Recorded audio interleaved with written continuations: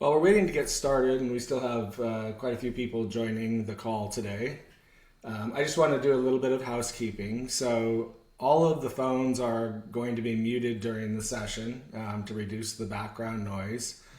We certainly welcome any questions that you have, and the best way to submit your questions is to do so during the presentation. If you move your mouse down to the bottom center of the screen, you'll see two options to do that. One is the chat.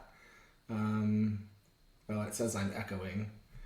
I don't know.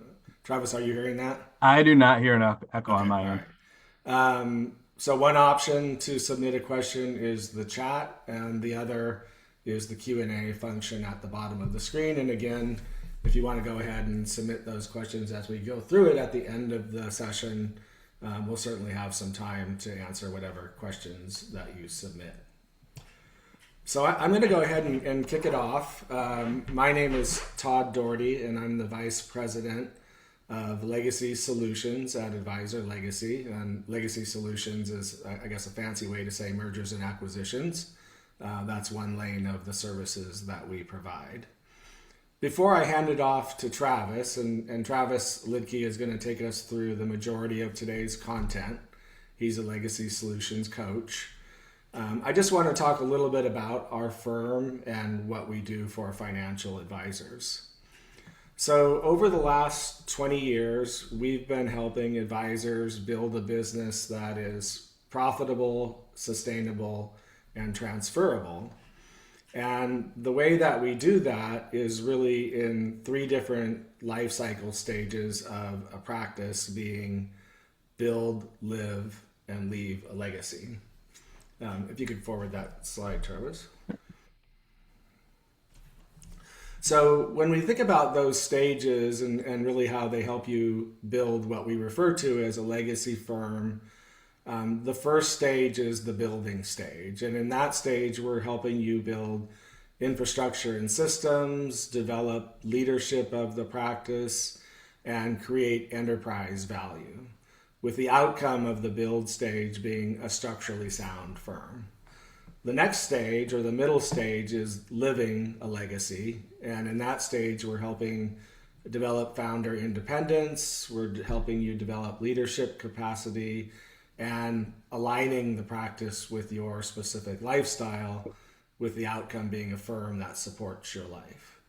The final stage, and this is the area of the business that Travis and I are deeply involved in, is the leaving of a legacy, where we help you with succession planning, either helping you if you already have a buyer for your practice or if you're buying a practice. If not, we can help you find buyers, helping with the ownership, team, and client transition, and really maintaining the legacy of the business that you've built.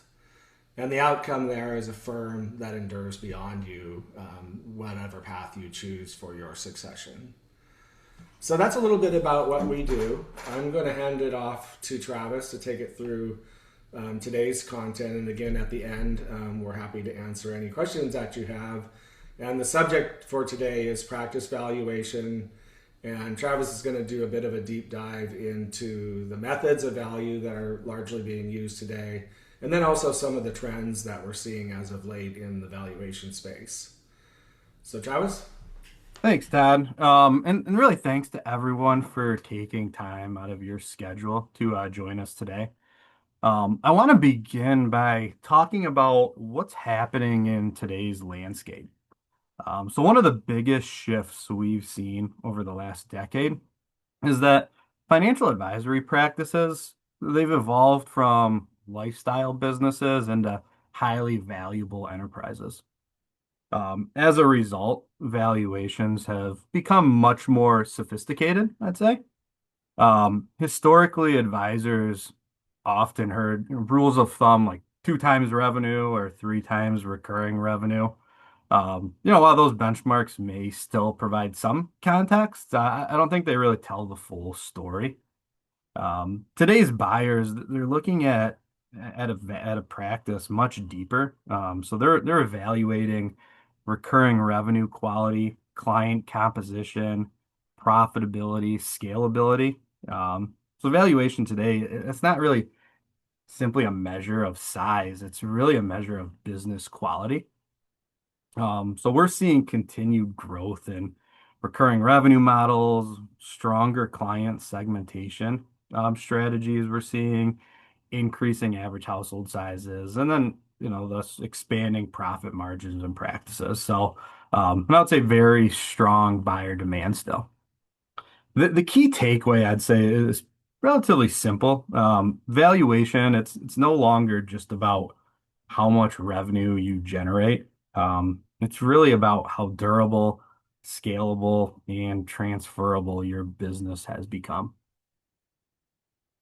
Um, for most, say, financial advisors, so their practice, I'd say, is their single largest personal asset. And if it's not their largest, it's a significant asset. And many advisors don't actively manage it that way. They monitor investment portfolios and client plans, but often don't know the current value of their own firm. Evaluation, it's just not simply something you do before a transaction. There's actually quite a few reasons why financial advisors use practice valuations. Bank financing being one. So if they're getting a line of credit or so forth, valuations are often required by the lender. Valuations, they're also used for creating continuity agreements to protect your practice in the event of death or disability, or buy-sell agreements, I'd say, to find a future sale of your practice. Um, I'd say all of these reasons, right? Equity management is actually the number one reason that financial advisors do get a practice valuation. And I think this can be very impactful to manage as someone navigates through their career. A formal evaluation, what that's going to do, it's going to help identify inefficiencies. It's going to help identify opportunities to improve client segmentation, maybe areas where profitability can be strengthened. We've actually seen advisors improve the value of their practice by as much as $1 million actually in a year's time frame, simply just by identifying some of the key drivers that we're going to go over, and then making improvements in those metrics. The advisors, I'd say, who achieve the highest outcomes really don't start focusing on valuation just 5 years before they exit. They're building value consistently throughout the life of the business. Think of value, not evaluation, not as just a future event, but an ongoing process of, enterprise value creation, I'll say. There are typically three primary approaches used in value advisory firms. The first, and you see them on this page here. The first is a discounted cash flow, or DCF. The second, capitalization of earnings. The third is market comparable transactions. Um, each approach looks at value through a different lens, and we'll get into more detail of these methods shortly. But DCF, or discounted cash flow, focuses on future cash flows and future growth. Capitalization of earnings focuses on current earnings power. And then market comparables focuses on what buyers are actually paying for similar firms. Most valuation firms use a combination of all three approaches to establish a realistic range of value. The way our valuations work specifically is by using two different methods of value. And then the number we assign based on fair market value is the average of those two approaches. The first approach that we use is actually a combination of one and two on this list. We call it an income or earnings approach. And then the second approach we use is number three on this list, and it's what we call a market-based approach. So let's get into these methods here. So many valuation professionals consider DCF, again, discounted cash flow, the gold standard because it's fundamentally forward looking, let's say. At its core, this method asks, what are the future cash flows of this business? What are these cash flows expected to generate? What are those cash flows, and what are those cash flows worth today? Right. And then to answer that questions, right, we build projections around future revenue, expenses, profitability, and growth. And then we're going to apply a discount rate, which is largely a buildup of the risk and opportunity cost if someone has to invest in a practice. The stronger and more predictable the business, the lower the perceived risk, and then thus the higher the valuation. One of the major strengths, I would say, in this method is that it incorporates growth, profitability, and risk into a single framework. Um, if there's one challenge, I would say that it's highly sensitive to assumptions, which is why realistic forecasting is very important. The second method, capitalization of earnings, rather than forecasting many years into the future, it starts with normalized earnings today. Normalized earnings adjust financial statements to reflect the true economic performance of the business. And then those earnings, they're divided by a capitalization rate that reflects both risk and expected return. I'd say this approach, it's easier to calculate than discounted cash flow, and it works particularly well for mature firms with stable earnings. If there's a limitation again, right, it assumes that the future will look relatively similar to the present. So making it, I'd say, less effective for rapidly growing firms. And then the third approach here, it's what we refer to as, again, the market-based approach in our valuation. This looks at key performance metrics of your practice. So things like recurring revenue, age of clients, client segmentation, and then we compare those metrics to our benchmarks. And then the benchmarks are based on all of the valuation data that we collect in about 12 months sample size. And then in comparing your metrics to our benchmarks, we can determine where the practice is above or below average. The two firms generating the same revenue can have drastically different valuations. The strengths of this approach is that it does reflect real world buying behavior. Um, the limitation, again, if we're going through limitations as well, is that I would say no comparable firm is ever truly identical to yours, which is why, you want to take market data and we need to combine it with deeper analysis. As I mentioned before, right, most valuations today are hybrid valuations, so combining the approaches or the methods, I'd say, of all three. Then when we look at the data that goes into the model, which is quite a bit, we found really that it's not all the data is weighted equally in the valuation result itself. So I'd say the top five factors consistently have the greatest impact on valuation, and you see them on the screen. One's recurring revenue, two is client segmentation, three, profitability and margins, four, household size, and you can throw demographics in that as well. And then five, operational efficiency.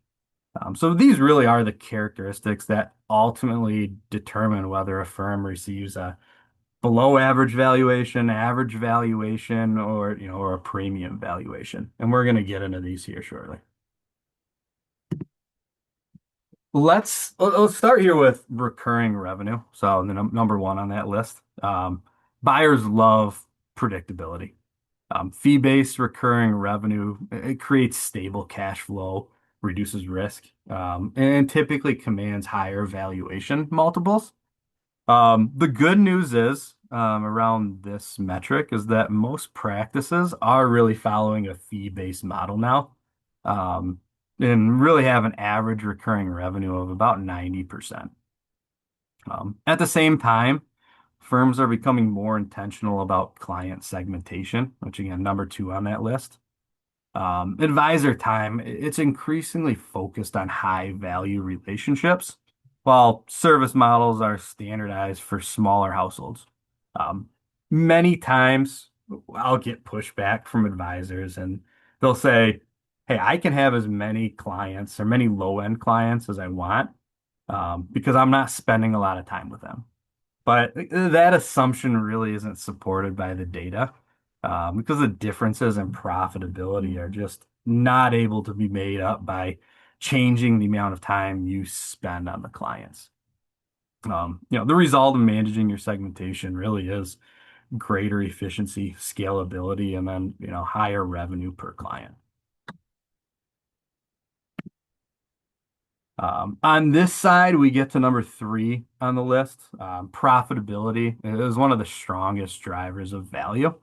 On average, as practices get larger, they move up into higher revenue ranges. We actually see profitability decrease on average, and then efficiency decreases as well. And that's largely a result of this client segmentation not being managed. When we look at expenses of a firm, the tipping point of where expenses start to affect value is 40%, a 40% expense ratio, I should say. The higher you go above a 40% expense ratio, the more of a negative impact it's going to have on value. And then vice versa, right? The lower you go below 40%, it's going to improve the value, but it does have a decreasingly impact the further below 40% you get. Decreasingly positive impact, I should say. Um, some things that have also helped profitability margins get better in practices like technology, staffing efficiency, and really a scalable service delivery model. So those have all contributed to stronger margins. Um, and then number four on the list, client demographics and household size.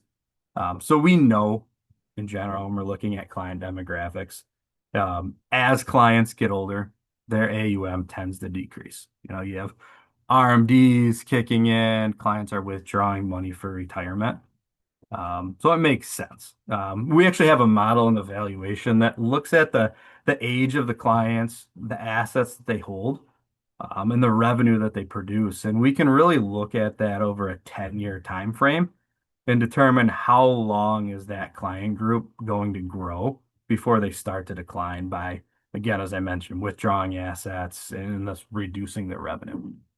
Um, in terms of household size, we are seeing this increase. So it's really firms deepen relationships through holistic planning, multi-generational engagement. That's also important. Higher revenue per household. It often translates into stronger retention and again, higher valuations. The last one on the list, it's operational efficiency. This has become a defining characteristic, I'd say, of premium firms. High value firms demonstrate defined workflows, consistent processes, scalable systems, and optimized staffing. When buyers see a business that can operate without constant founder involvement, I'd say perceived risk decreases pretty drastically. And that reduction in risk, again, often directly leads to higher valuations. Across the industry, we are seeing a big shift in these metrics. I mentioned before, recurring revenue on average is about 90%. So that's a pretty sharp increase over the last 5 years, where it actually used to be around 75%. As I mentioned, most practices have really adopted more of a fee-based model. Something else we're seeing, again, as I mentioned, the improvement of client segmentation. Firms are becoming much more strategic around resource allocation. In our valuations, we look at this in depth, really in depth, and we take your client group and we break them down into three segments. So the first is what we refer to as basic clients. These are households that are under $100,000 in AUM. The second segment is the middle segment, and it's called a high value client. These are households between 100 and $500,000 in AUM. And then the top segment we refer to as affluent clients. These are households above $500,000 in AUM. And when looking at this, we've really identified an appropriate ratio of segmentation that we see for highly performing practices. And those ratios are 25% in that basic category, 35% in that high value category, that middle range, and then 40% in the affluent client category. Um, so th those are appropriate ratios, again, that we see for highly performing practices. Um, Managing your segmentation appropriately, right? It also allows your average household size to grow. Um, we see if practices don't manage segmentation appropriately, actually, as I mentioned, talking about the expenses, profitability, I should say, as they get larger and larger, right, they become less and less efficient and profitable. And the primary reason behind that is if they're not managing the size of that lower end client group or basic client group, the alternative in most cases becomes hiring an associate advisor to service those clients. And then with that, right, you've created your largest expense relative to your lowest productivity. Speaking of profit margins, not only right as segmentation allowed these to expand, but also automation, again, outsourcing, scalable service models, that's allowed these to expand as well. I would say, we've been seeing valuations, or we're seeing valuations at an all-time high right now. The average valuation right now is just north of $3 million. And I think what's playing a role in that is obviously stronger buyer demand, succession-driven transactions, also to bank financing becoming more common in the industry, and that allows cash flow of a deal to look a lot better. But again, quality of a firm, right, matters, which is why it is important to get a formal valuation.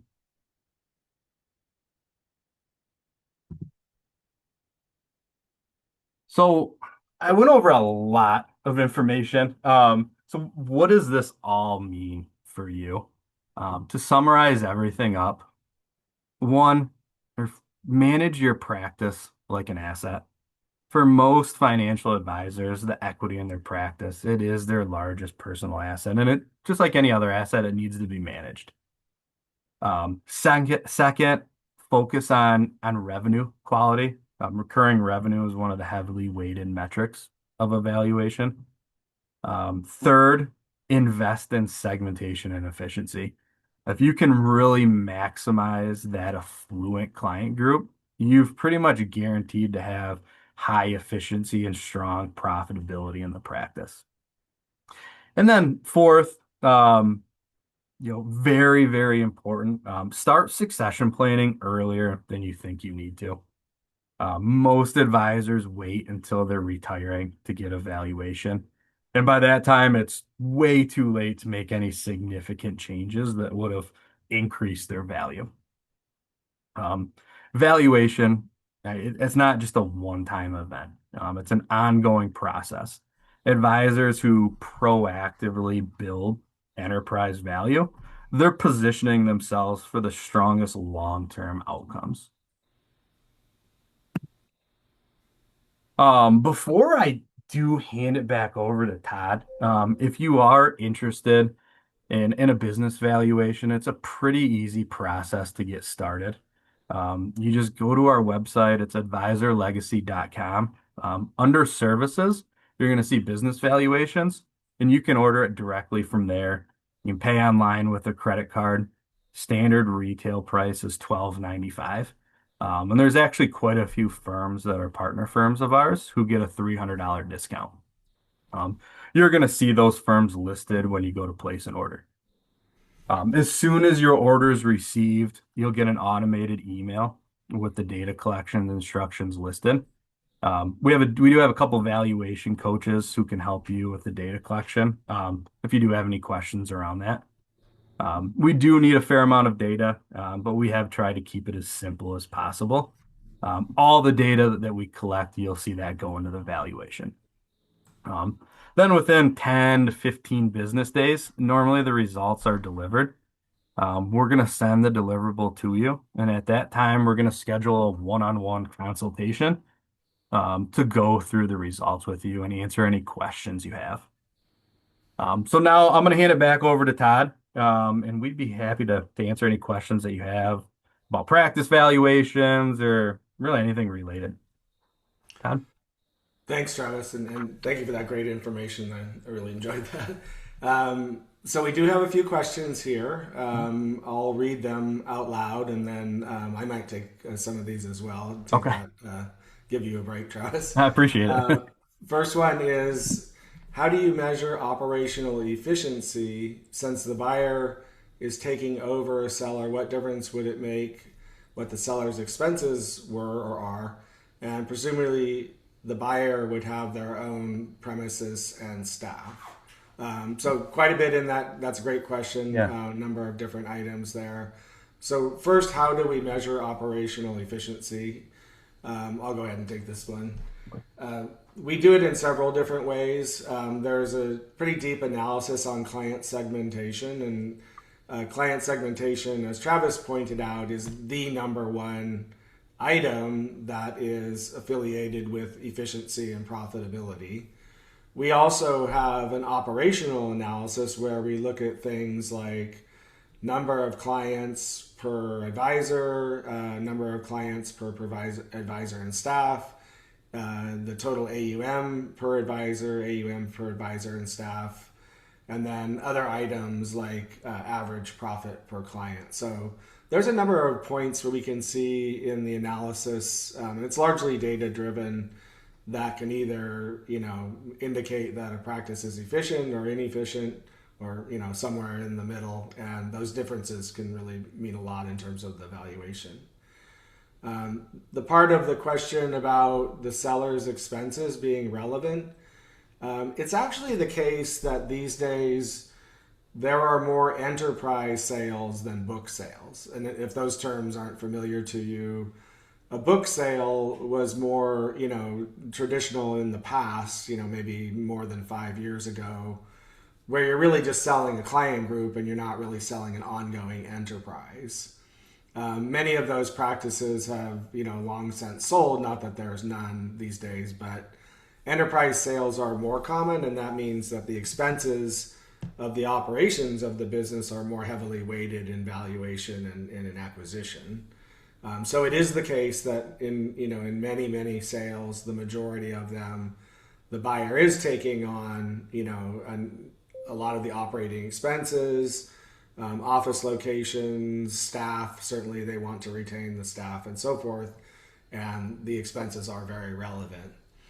Even in a book sale, appropriately so, you would have allocated expenses. So even if there were no transferable expenses, which is rare, certainly if a buyer was doing appropriate due diligence, they would allocate expenses of their business based on the number of clients or AUM or so forth. So hopefully that answers that part of the question. Next question is, our clients are segmented by relationship, not the dollar amount in the account. Three generations of the same family need to be kept together. If you treat the grandchild with a tiny Roth RA like they are not worthy of your time, are you going to lose the parents and grandparents?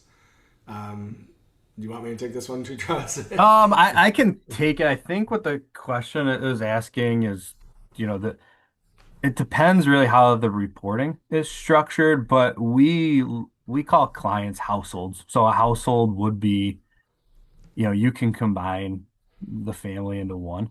And when we look at segmentation, again, households, it's households within that AUM group. So basic clients, households with less than 100,000, high value households with 100 to 500,000. Um, and then affluent clients, households with more than 500,000.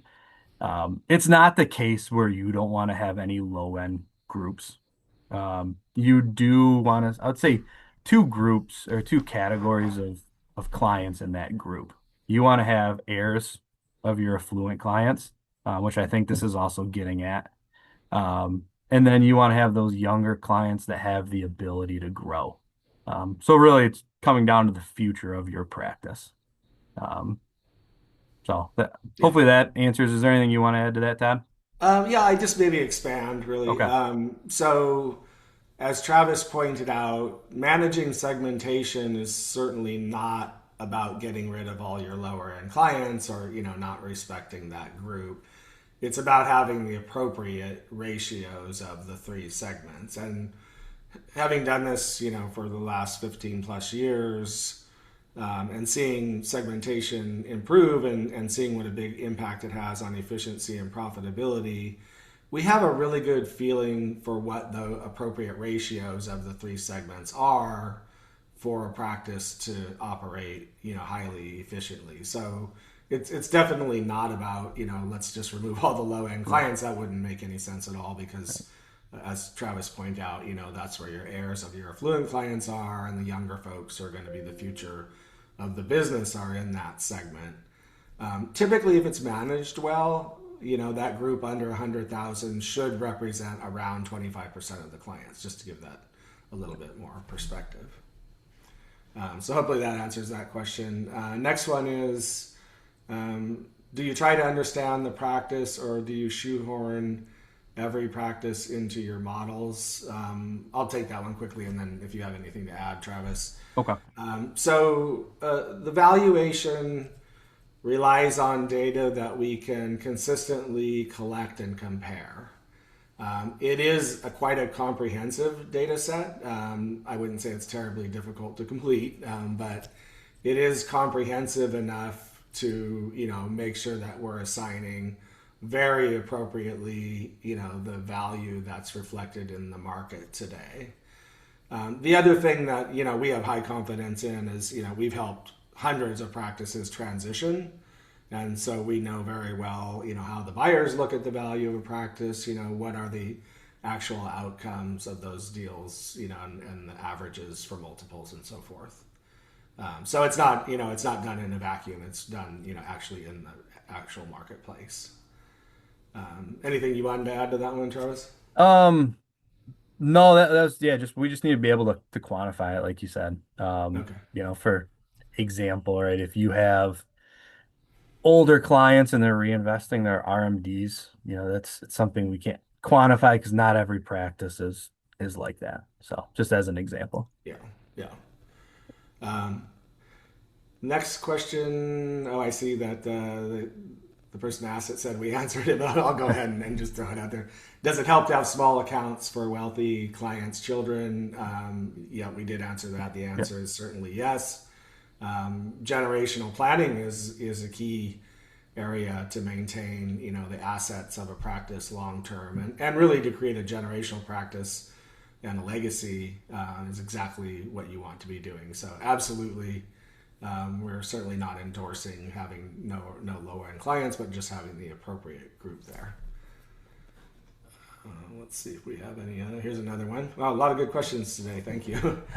How does one manage the discount or chargeback that some buyers want to build into the price when a lot of stickiness of a practice is the skill of the new advisor and how they manage it? I can start out on that one. Okay. So there's a lot of different ways, and that's what you would refer to as a look back or attrition measurement in an agreement.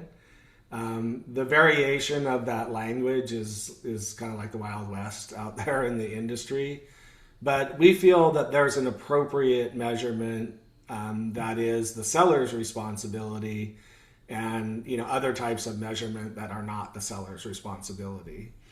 What should be measured for attrition is that the seller delivered what they sold within a reasonable time frame. And what they're selling is the goodwill of the client. So within a reasonable time frame of 6 months to 12 months, the clients should be transitioned to the buyer. What we don't feel is appropriate to measure is the risk of market valuation and net flows. It's not the seller's risk whether the market goes up or down because they're exiting the business, and that is a business risk that the buyer is going to continue to have as long as they remain in the business. The way that you avoid that risk is you measure attrition based on either clients leaving or passing away during that measurement period of 6 to 12 months, and that means there is no measurement of market valuation and net flows. One of the things that's also important to understand about attrition, unless a book is being repapered, and then attrition can be a bit of a factor, not usually that significant either, but if you're selling your practice on the same platform that you are on, it's almost a non-issue. I mean, most of our sales, we go back and we always check in with the seller after the transition's over, either had very, very low attrition or zero. So I think it's kind of a high perceived risk, but in actual outcomes, not really that big of a risk at all. Anything you wanted to add to that, Travis? No, that covers it. Okay, great. Yeah. Next one, can you mention the optimal segmentation ratio again? Yeah, I can go through that. Go ahead. So your affluent clients, so households with more than $500,000 in assets under management, 40%. High value, so households with 100 to $500,000 in AUM, 35%. And then your basic households with less than $100,000 in AUM, 25%. Thank you. Yeah, that's perfect. Next question, and again, a lot of good questions here. Do you find that most people can provide the info you require, and what if not? I'll just do this Okay. one quickly. Okay. So yes, most people can. We've put a lot of time into our own valuation process to keep that as simple as we can, but you do need to collect the appropriate amount and detail of the practice to do a thorough valuation. For many of the firms that we work with, we've actually been able to identify the reports that they can find, on their platform, broker dealer, etc., where that data actually lives to make it even easier. If they can't provide it all, typically the item that people may struggle with when they do, and again, it's very few, is client segmentation data. We can do kind of a truncated version, if you will, of the valuation. If they absolutely can't get certain data points, we can exclude certain parts of it. We prefer not to do that, but if that's what the case is. Another way to think about this, though, is ultimately, if you are going to sell your practice, you're going to need that information, and if you don't have it now, it would be a good idea to either find it or develop it to make sure that you have access to those key data points over a long period of time. Next question: Oh, what Sorry. multiples are you seeing? Oh, go ahead, Oh, Travis. so the only thing I would add to that, Todd, is if someone is struggling to find the data, we do have valuation coaches, and something, that we can do that might be helpful is just take a little bit of time and hop on a Teams or Zoom call, and you can share your screen with the reports. Sometimes it's as easy as just kind of going through your reporting system, and we sometimes can help you identify the data needed. Yeah, good point. And also to clarify one thing, we don't collect any of the client Correct. Yeah. specific data. We ask that information is scrubbed from the reports that we do collect. Last question, it looks like here is. No, it's not the last one. Actually, we have quite a few more. I had to scroll down. What multiples are you seeing currently? And I'll give this one to you, Travis. I know that you see that every day.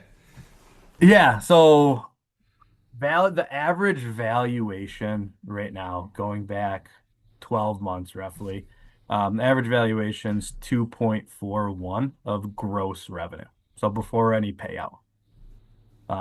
That's the average. And then if you look at the top 20%, that starts at 2.71. Bottom, I believe, is it's ever changing because our data is ever changing, but I believe it's 2.31. So anywhere from that two to three range, right? So of gross revenue. Excellent. Next question: what impact does it have on valuation? If the firm has added depth of leadership over the last 2 to 3 years. I actually have a webinar coming up on this subject matter, which also gets into the considerations of how AI is going to impact these things. But I'll go ahead and take this one because it's pretty recent. I've been speaking on this. So we've started seeing about 5 years ago what I would refer to as a bifurcation of two different business models. One is the traditional advisor-centric model, or what we would call a book of business model. And the other, to your question, is more of an enterprise model where you have a larger firm, operates on systems and processes, not as dependent on the advisor, more scalable, oftentimes, more efficient, more transferable. And that difference is starting to become more and more apparent. We do think that AI is only going to enhance the difference, where those enterprise model practices with, as the question states, have depth of leadership and other advantages, are going to be moving up in the valuation scale, while the older advisor-centric book of business models will be moving down in that scale of multiples. So I think that's the way the industry is going to go, and I think there's a very good chance that AI will accelerate that. Probably over the next 3 years, it's going to become a very profound difference between those models. We might be down to the last question. No, we're not. Another one here. How long does a seller usually work with the buyer to transition the book? I can take this one, Todd. Go ahead. Yeah. So in a case where the seller selling the practice and then exiting, typically that transition time is 6 months to a year, depending on the size of the practice. Most of the heavy lifting is done maybe in the first few months of, in those transition meetings, handing off that relationship. And then the rest of the time, it's just being available if something comes up. Great. Another question about attrition in agreements. Does the valuation range include clawbacks, or how do you build in fair clawback clauses? I'll just go ahead and continue that one. Okay. So no, the valuation is not inclusive of potential risk of attrition. That's an operational issue. And the attrition risk is addressed in the actual purchase agreement. So it's appropriately addressed in the agreement and not in the valuation, because it's a pretty large variable. How do we build a fair language? Kind of what I explained before, that we would measure attrition over a period of 6 to 12 months, and the attrition would be very specific to either a client leaving or passing away during that measurement period, and then you measure that client's starting AUM. It's a fairly simple measurement, and that's another key factor. You don't want to overcomplicate these things. You're just setting yourself up for a dispute when it comes time to measurement. I've seen them that were so complicated, I'm pretty sure they couldn't figure it out at the end of the day. And this one's quite simple. When you have your purchase agreement, you're going to have a exhibit. It's Exhibit A. And that exhibit is going to list all of the households and their starting AUM. It could be other accounts like trusts and so forth as well. And then at the end of the measurement period, the buyer and the seller will sit down. They'll pull the reports available and simply look for the clients that are no longer there, that were on the original exhibit. If they are not there, and usually they would have already known if someone left, of course. But if they're no longer on the client list, then they would deduct their starting AUM as a percentage of the total.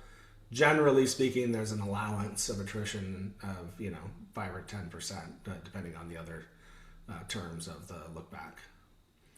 Hopefully that answers that question. One more here. Is business growth due to high net worth clients, meaning more potential? Oh, I see. This is an add-on to that same question. So I think the question here is, if you're measuring attrition, can you capture the upside to offset it? Two important considerations there. If you want to capture the upside, and we don't suggest this, Then you're likely going to have a net asset measurement, and a net asset measurement subjects the seller to market valuation and net flows. So our advice is, instead of trying to capture the upside and creating a lot more risk for yourself, just protect what you've agreed to sell. The other important consideration is that growth is an element of the valuation already.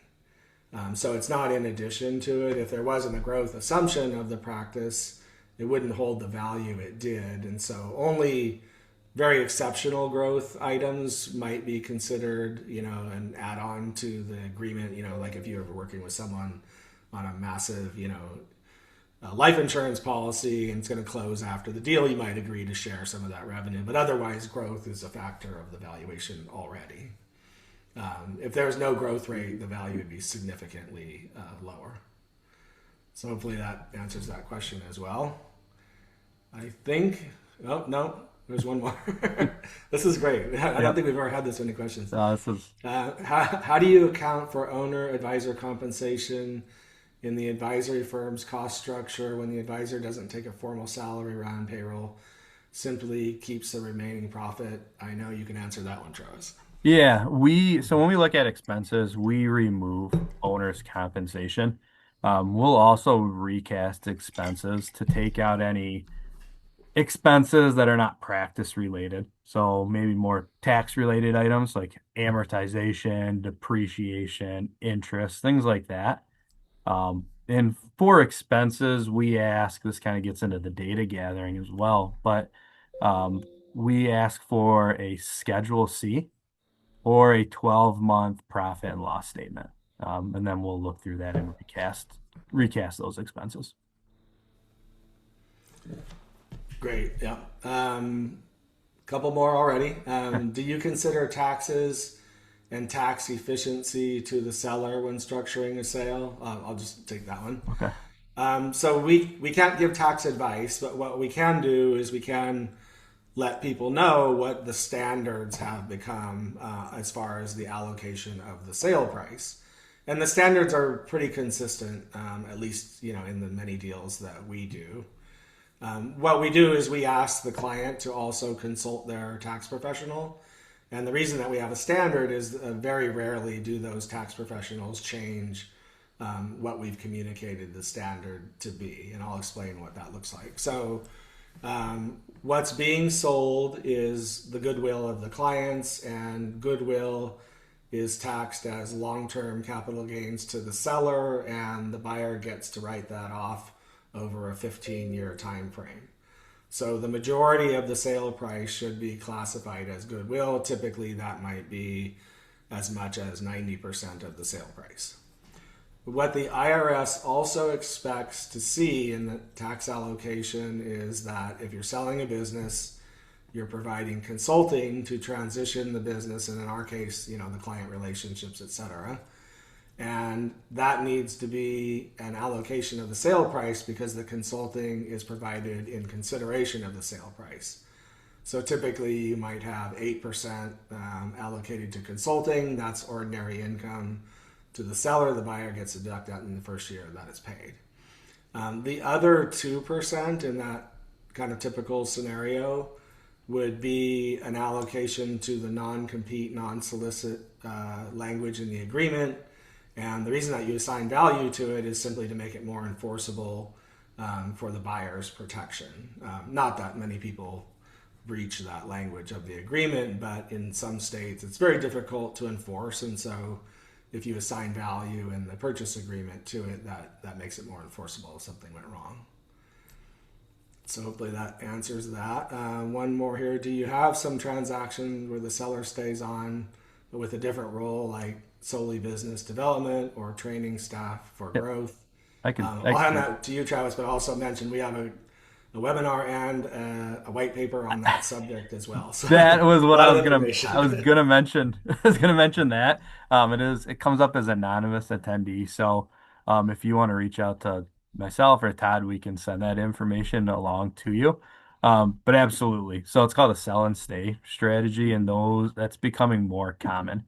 Advisors are monetizing the equity today and then staying on in some capacity.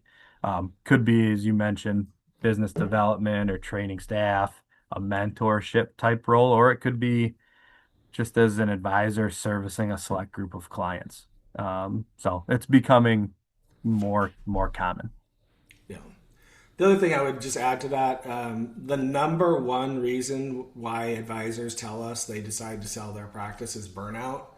And sell and stay is a good alternative to just burning out and, wanting to get out if that's not your primary goal, where you can give up all those responsibilities of ownership, but usually, they stay on to service a select group of clients and kind of ease out, if you Yep. will, and kind of go out the way that they came in, doing what they mostly enjoy, which is servicing Yep. clients. Full circle. Another question.